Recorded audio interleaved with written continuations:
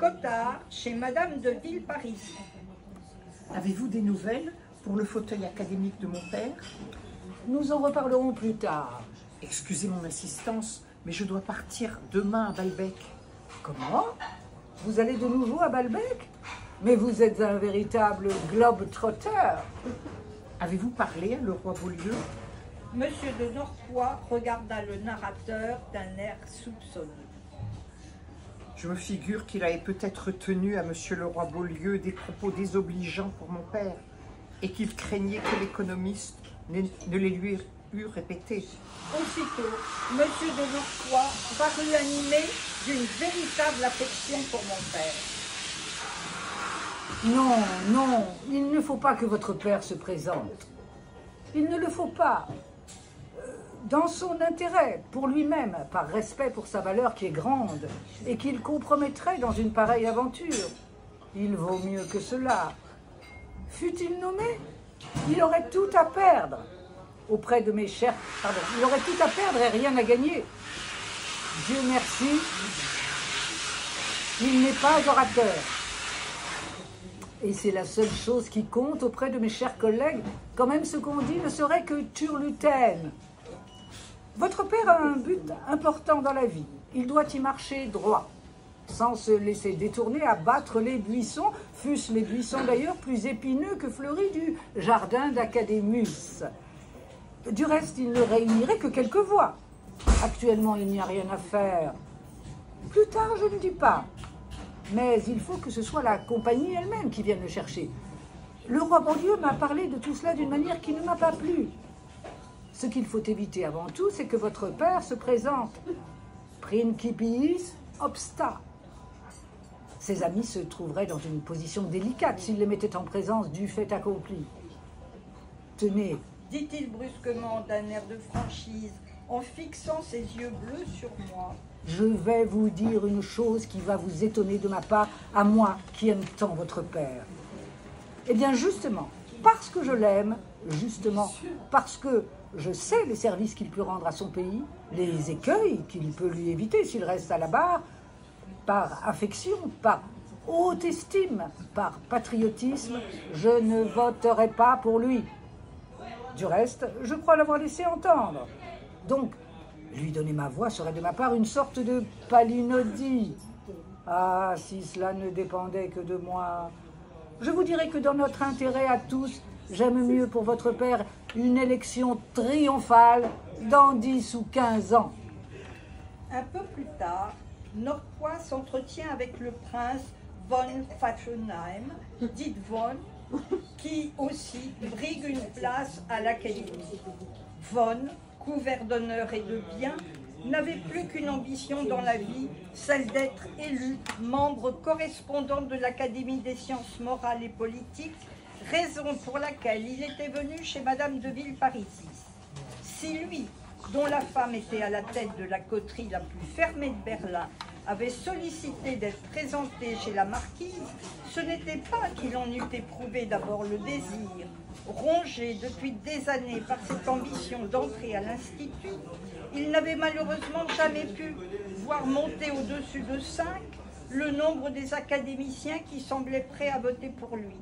Il savait que M. de Norpois disposait à lui seul d'au moins une dizaine de voix auxquelles il était capable, grâce à d'habiles tractations, d'en ajouter d'autres. Mais il avait eu beau multiplier les amabilités, le citer dans des articles de politique étrangère, il avait eu devant lui un ingrat, un homme pour qui toutes ses prévenances avaient l'air de ne pas compter, qui n'avait même pas fait avancer sa candidature d'un pas, ne lui avait même pas promis sa voix. Sans doute, M. de Norpois le recevait avec une extrême politesse, se rendait lui-même à l'hôtel du prince, et quand le chevalier teutonique avait lancé... Je voudrais bien être votre collègue. Ah, je serais très heureux. Et sans doute un naïf, un docteur Cottard, se fut dit. Toi.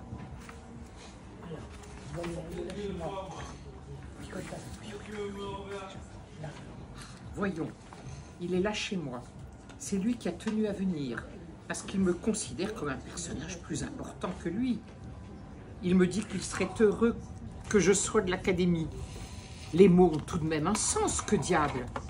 Sans doute, s'il ne me propose pas de voter pour lui, pour moi, c'est qu'il n'y pense pas. Il parle trop de mon grand pouvoir. Il doit croire que les alouettes me tombent toutes rôties, que j'ai autant de voix que j'en veux. Et c'est pour cela qu'il ne m'offre pas la sienne. Mais je n'ai qu'à le mettre au pied du mur, là, entre nous deux, et à lui dire « Eh bien, votez pour moi !» Et il sera obligé de le faire. Mais le prince de Pfaffenheim n'était pas un naïf.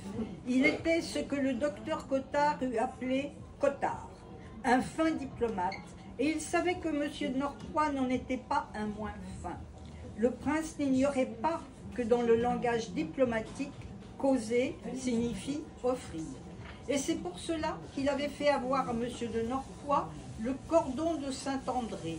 Ah. Mais, J'ai compris que j'avais fait fausse route. car dès qu'il avait recommencé à parler institut, M. de Norpois lui avait redit. J'aimerais cela beaucoup, beaucoup pour mes collègues. Ils doivent, je pense, se sentir vraiment honorés que vous ayez pensé à eux. C'est une candidature tout à fait intéressante, un peu en dehors de nos habitudes. Vous savez, l'Académie est très routinière. Elle s'effraie de tout ce qui rend un son un peu nouveau. Personnellement, je l'en blâme. Que de fois il m'est arrivé de le laisser entendre à mes collègues. Je ne sais même pas, Dieu me pardonne, si le mot « d'encrouter » n'est pas sorti une fois de mes lèvres. Vous comprenez, prince, que je ne voudrais pas laisser une personnalité aussi éminente que la vôtre s'embarquer dans une partie perdue d'avance. Tant que les idées de mes collègues resteront aussi arriérées, j'estime que la sagesse est de s'abstenir.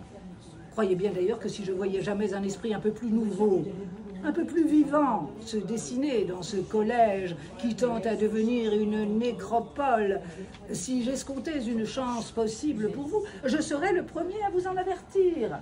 Les cordons de Saint-André est une erreur. Pensa le prince. Les négociations ne sont pas en fait. Ils n'ont pas fait un pas. Elles n'ont pas fait un pas. C'est ce qu'ils voulaient. Je n'ai pas mis la main sur la bonne clé. L'hiver suivant, le prince fut très malade. Il guérit, mais son cœur resta irrémédiablement atteint. Il se dit « Ah, Teufel! Il ne faudrait pas perdre de temps pour l'Institut. Car si je suis trop long, je risque de mourir avant d'être nommé. Ah, ça serait vraiment une Freundlich. » Il fit sur la politique de ces 20 dernières années une étude pour la Revue des Deux Mondes et s'y exprima à plusieurs reprises dans les termes les plus flatteurs sur M. de Norpois. Celui-ci alla le voir et le remercia. Merci. Je ne sais comment exprimer ma gratitude. Le prince se dit Ah, ce n'est pas encore la bonne clé. Sapristi. Ces gaillards-là me feront crever avant de me faire entrer. Dépêchons. Le même soir, il rencontra M. de Norpois à l'opéra. Mon cher ambassadeur, vous me disiez ce matin que vous ne saviez pas comment me prouver votre reconnaissance.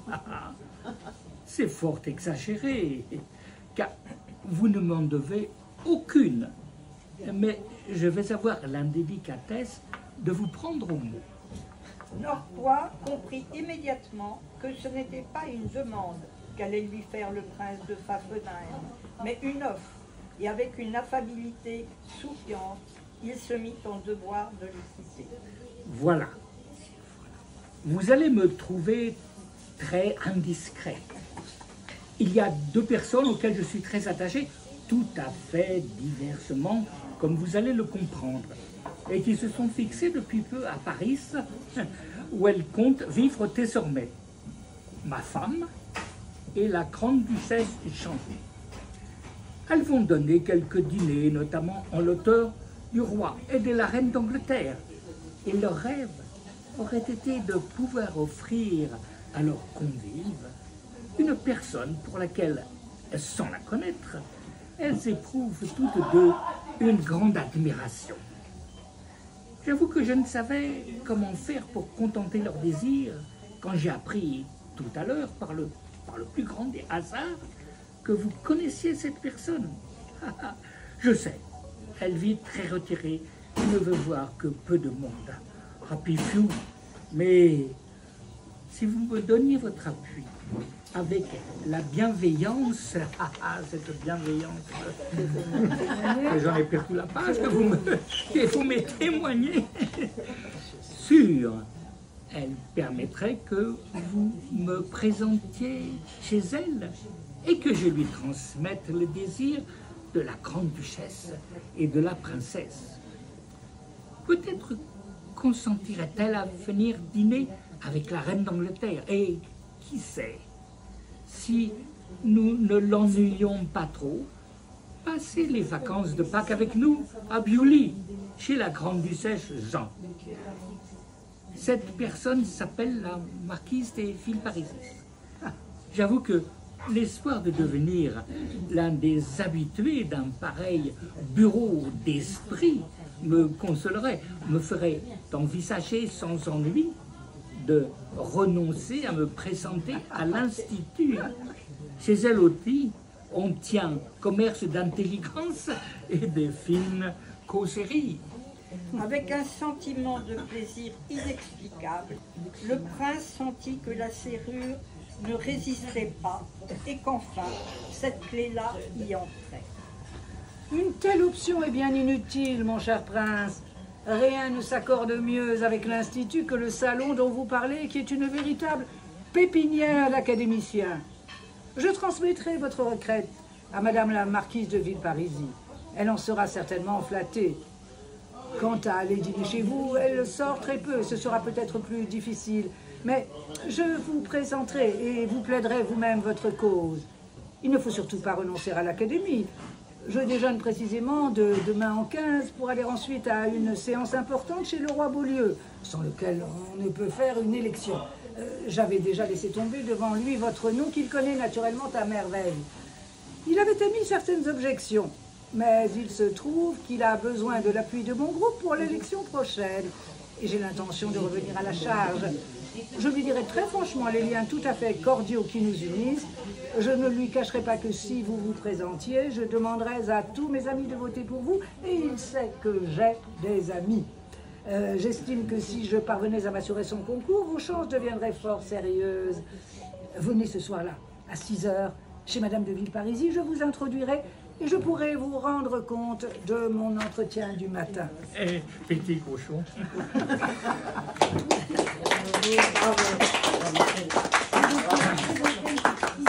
C'est dans le...